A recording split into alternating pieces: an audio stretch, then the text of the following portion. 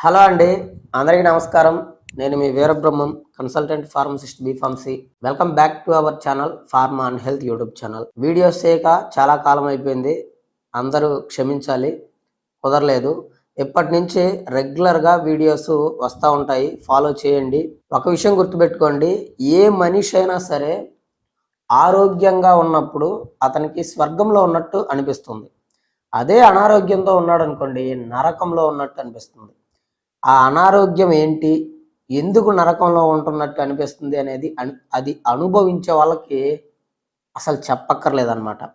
So ఇప్పుడు మీరు స్వర్గంలో ఉండాలా, నరకంలో ఉండాలా అనేది మీరు హెల్త్ కాన్షియస్ మీద, హెల్త్ సబ్జెక్ట్ మీద మీకు ఎంతవరకు అవగాహన ఉంది, ఎంతవరకు అవగాహన మీరు పెంచుకుంటున్నారు అనే దాని మీద మీరు స్వర్గంలో ఉండాలా, నరకంలో ఉండాలా అనేది బేస్ అయి ఉంటుంది.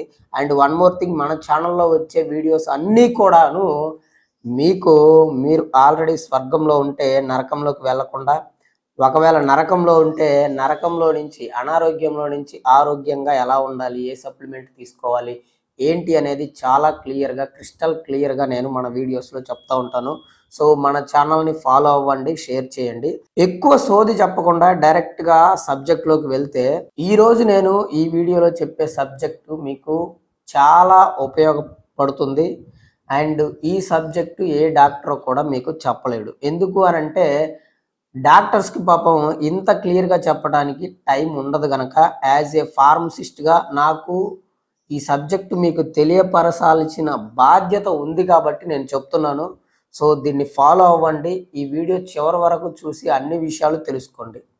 ముఖ్యంగా 40 సంవత్సరాల వరకు మీ వయసు మిమ్మల్ని కాపాడుతుంది. 40 సంవత్సరాలు దాటిన తర్వాత మీ శరీరంలో ఉండే ఒక 10 రకాల యాంటీ ఆక్సిడెంట్స్ మాత్రమే మిమ్మల్ని కాపాడుతాయి అని చెప్పి చెప్తున్నాను.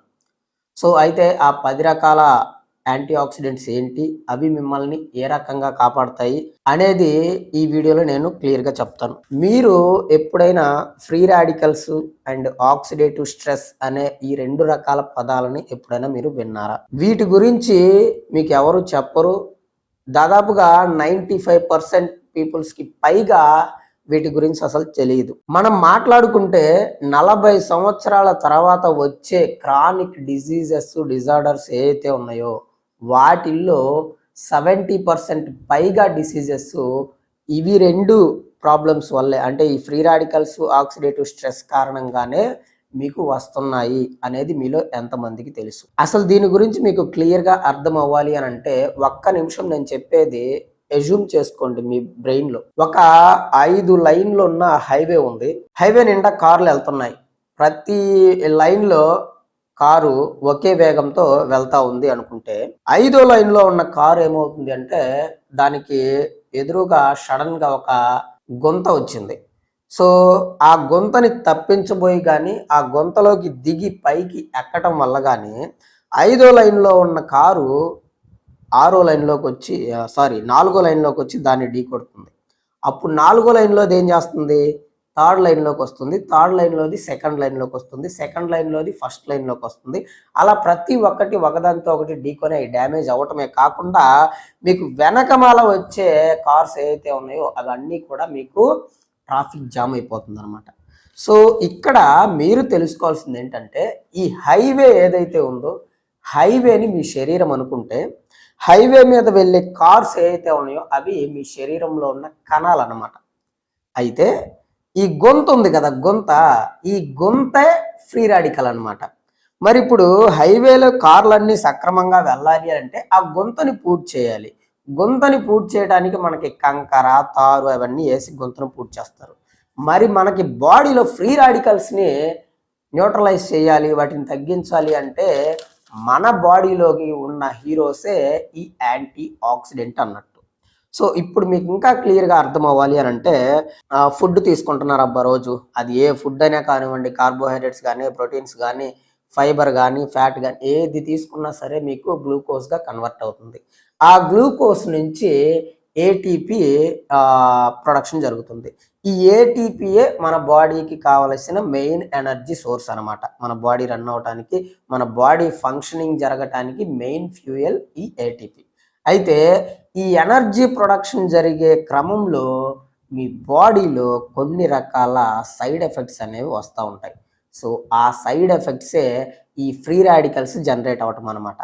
సో అయితే ఈ ఫ్రీ రాడికల్స్ అనేవి మన శరీరంలో దేన్నైనా డ్యామేజ్ చేయగల కెపాసిటీ ఈ ఫ్రీ రాడికల్స్కి ఉంటుంది. కానీ అదృష్టవశాత్తు ప్రకృతి దేవుడు మన శరీరానికి ఒక ముఖ్యమైన డిఫెన్స్ మెకానిజంని మన శరీరంలో పెట్టాడు.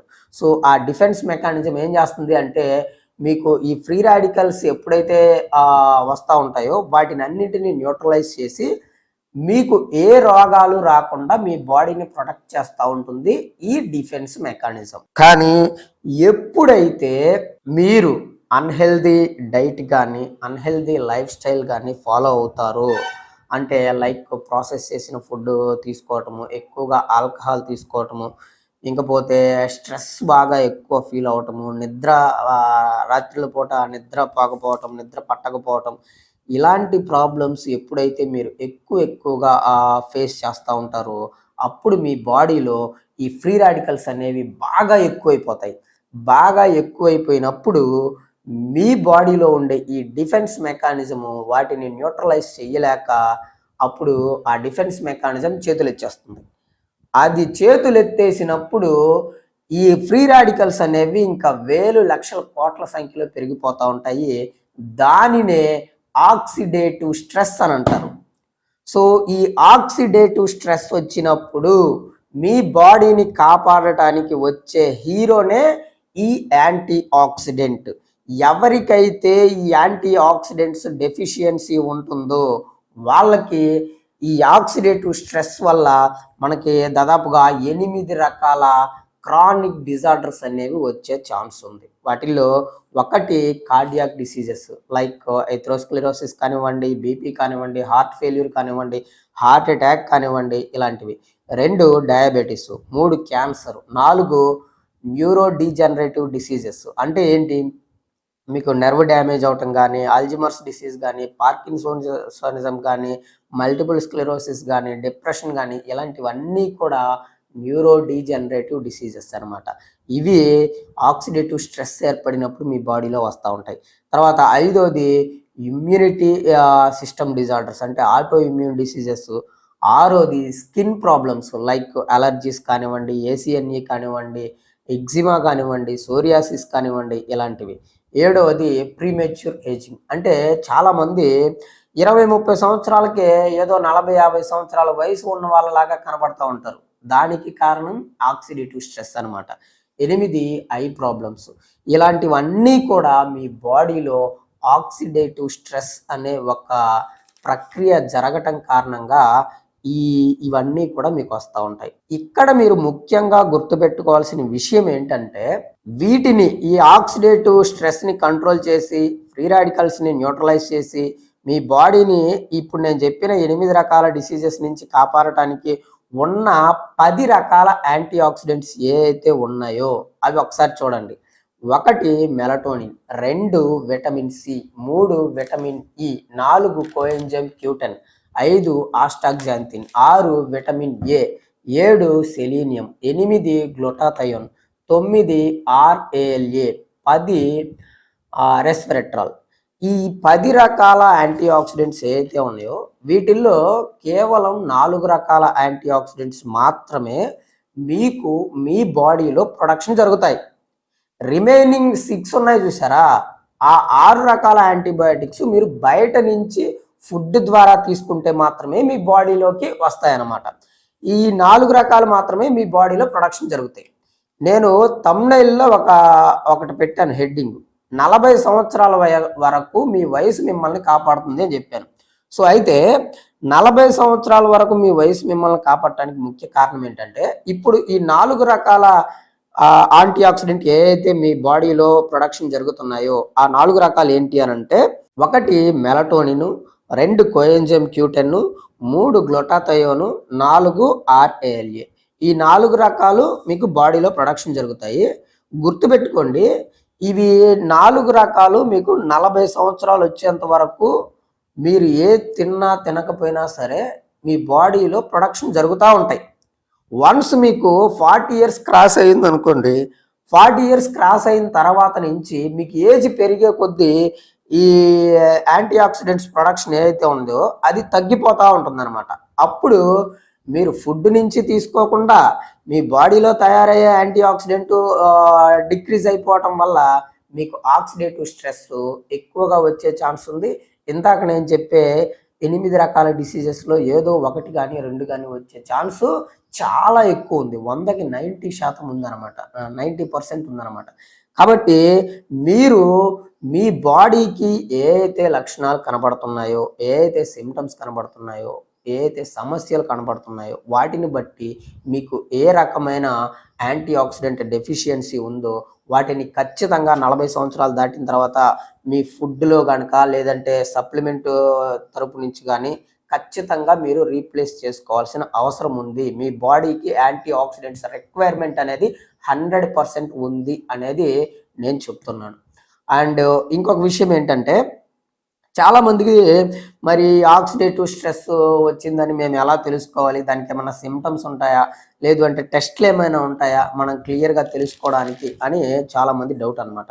మీకు సైన్స్ అండ్ సిమ్టమ్స్ వచ్చేసరికి 1 లో ఎనర్జీ లెవెల్స్, 2 ఇమ్యూనిటీ అనేది చాలా వీక్గా ఉంటుంది, 3 ఇంబ్యాలెన్స్ ఉంటుంది, 4 కాగ్నిటివ్ ఇష్యూస్ ఉంటాయి, అంటే మెమొరీ చికాక్గా ఉంటుంది, ఏమీ గుర్తుండదు, అలా ఉంటుందన్నమాట.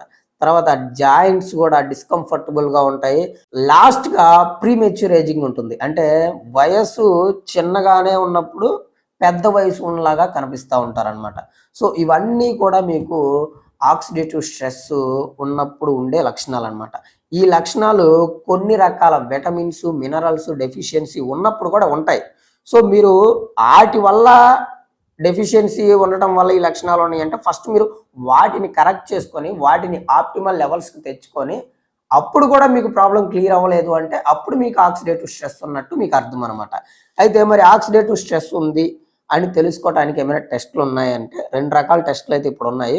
1 lipid peroxides, 2 8 hydroxy 2 deoxy guanosine test. ఈ 2 రకాల టెస్టుల్లో మీకు మీ బాడీలో ఫ్రీ రాడికల్స్ యొక్క స్థాయి ఎలాగా ఉంది, ఆక్సిడేటివ్ స్ట్రెస్ ఏమన్నా మీకు ఎక్కువ ఉందా లేదా అనేది ఈ 2 రకాల టెస్టుల్లో ఉంటుందన్నమాట. ఫైనల్గా నేను చెప్పేది ఏంటంటే ఈ 10 రకాల యాంటీ ఆక్సిడెంట్స్లో ఒక్కొక్క యాంటీ ఆక్సిడెంట్ 1 లేదా 2 లేదా 3 రకాల ఫంక్షన్స్కి మన బాడీలో 3 రకాల ఫంక్షన్ చేయటానికి 3 రకాల సమస్యలను తగ్గించడానికి ఉపయోగపడుతుంది అనమాట. అయితే మీకు ఏ రకమైన సమస్య వచ్చింది, మీకు అసలు ఏ యాంటీ ఆక్సిడెంట్ డెఫిషియన్సీ వచ్చింది, మీకు ఏది రిక్వైర్మెంట్ ఉందో అని తెలుసుకొని క్లియర్గా తెలుసుకొని దానిని వాడుకుంటే మీ లక్షణాలు త్వరగా తగ్గటమే కాకుండా ఆ సమస్య కూడా మీకు ఫిక్స్ అయిపోతుంది అనమాట, క్యూర్ అయిపోతుంది. ఫర్ ఎగ్జాంపుల్ ఇప్పుడు మీకు నెర్వ్ డ్యామేజ్ అయిందబ్బా, నెర్వ్ పెయిన్ కానీ లేదంటే మంటలు కానీ సూదులు గుచ్చుతున్నట్లు కానీ అట్లా ఉంది. ఈ యాంటీ ఆక్సిడెంట్లు మీకు ఏం ఉపయోగపడుతుంది అంటే RALA ఉపయోగపడుతుంది. 40 సంవత్సరాల తర్వాత అది తగ్గిపోద్దని చెప్పాను కదా, సో అప్పుడు దాన్ని రీప్లేస్ చేసుకోవాలి. ఒకవేళ మీకు స్కిన్ ప్రాబ్లమ్స్ వస్తున్నాయి, అలా స్కిన్ ప్రాబ్లమ్స్ వస్తున్నాయి అంటే మీకు ఏ యాంటీ ఆక్సిడెంట్ తగ్గినట్టు, లైక్ విటమిన్ E తగ్గినట్టు, ఇమ్యూనిటీ తగ్గిందనుకోండి విటమిన్ C తగ్గినట్లు. అట్లా మీకు వచ్చే సమస్యను బట్టి లక్షణాన్ని బట్టి ఈ 10 రకాల సమస్య యాంటీ ఆక్సిడెంట్స్లో ఏది రిక్వైర్మెంట్ ఉందో చూసుకొని దాన్ని మీరు వాడుకోవాలి. నేను ఫర్దర్గా నెక్స్ట్ వీడియోస్లో ప్రతి ఒక్క యాంటీ ఆక్సిడెంట్ గురించి చాలా క్లియర్గా క్రిస్టల్ క్లియర్గా వీడియో చేయాలి అనుకుంటున్నాను. దాంట్లో మీకు దేని గురించి ముందు కావాలి, ఏ యాంటీ ఆక్సిడెంట్ గురించి ముందు కావాలి అనేది నాకు ఒకసారి కామెంట్ చేయండి. సో దాన్ని బట్టి ఇంకా నెక్స్ట్ ఫ్యూచర్ డేస్లో చాలా త్వరగా దీని మీద అయితే ఈ టాపిక్ మీద క్లియర్గా వీడియోస్ అయితే చేస్తాను. సో దీని మీద మీకు ఇంకా ఏదైనా డౌట్ ఉంటే కింద కామెంట్ సెక్షన్లో కామెంట్ చేయండి. లేదు మీరు నాతో మాట్లాడాలి అనుకుంటే Call Me4 యాప్లో నుంచి కానివ్వండి, లేదు అంటే కన్సల్టేషన్ నెంబర్ ఉంటుంది, కన్సల్టేషన్ తీసుకొని కానీ కాల్ చేయండి. యాజ్ ఏ ఫార్మసిస్ట్గా నేను మీకు ఒక మంచి సజెషన్ అయితే ఇస్తాను. అండ్ ఫైనల్గా నేను ఒక చెప్పే విషయం ఏంటి అని అంటే మనం చెప్పే సబ్జెక్ట్ అనేది చాలామంది యూట్యూబ్లో ఈ సబ్జెక్ట్ చెప్పట్లేదు. సో అందుకనే నేను చాలా మందికి ఉపయోగపడుతుందనే చాలా కష్టపడి అంతా స్టడీ చేసి చెప్తున్నాను కాబట్టి మీరు ఒక లైక్ చేసి షేర్ చేశారు అంటే ఈ సబ్జెక్ట్ అవసరమైన వాళ్ళకి యూట్యూబ్ అనేది ప్రమోట్ చేస్తుంది అండ్ నాకు బూస్టప్ వస్తుంది. నేను వీడియోస్ ఇంకా ఇంకా చేయడానికి నాకు ఎనర్జీ వస్తుందనమాట. కాబట్టి అదొక్కటి మాత్రం నేను మీ నుంచి ఆశిస్తున్నాను. అండ్ ఫైనల్‌గా మన వీడియోస్ ఎక్కడి దాకా వెళ్తున్నాయి ఏంటి అనేది అర్థం కావట్లేదు. ఒకసారి మీరు ఏమైనా ఎక్కడెక్కడ ఉంటున్నారు అనేది, ఎక్కడి నుంచి చూస్తున్నారు అనేది ఏమైనా మీకు ఇంట్రెస్ట్ ఉంటే ఒకసారి కామెంట్ సెక్షన్‌లో కామెంట్ చేయండి. సో, అంతవరకు సెలవు మరి. నమస్కారం. నేను మీ Veerabrahmam, consultant pharmacist B pharmacy.